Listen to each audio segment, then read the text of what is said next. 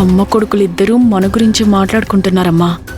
మాట్లాడి అసలు మాట్లాడడానికి ఇంట్లోనే లేకుండా అందర్నీ బయటికి తరిమేదాకా అలా మాట్లాడుతూనే ఉంటారు.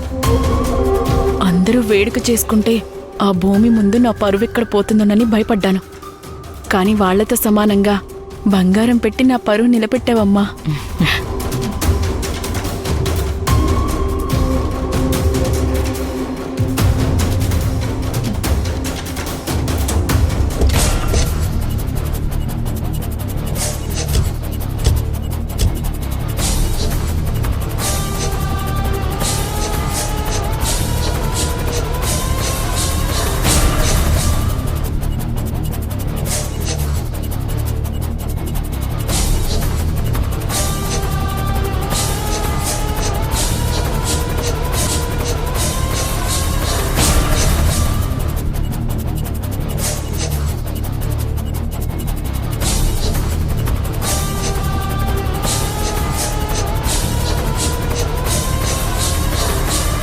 ఎస్ఐ గారు ఇలా వచ్చారు?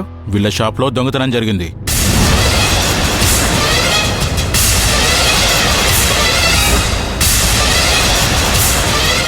వాళ్ళ షాప్లో దొంగతనం జరిగితే మా ఇంటికి మీరు రావడం ఏంటి? దొంగతనం చేసింది మీ ఇంట్లో వాళ్ళే.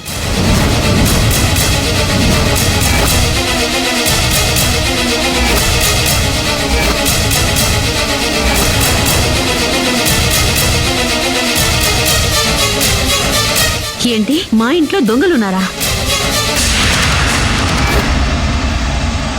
అసలు ఏం మాట్లాడుతున్నారో మీకు అర్థమవుతుందా? ఇది రాఘవ ఇల్లు.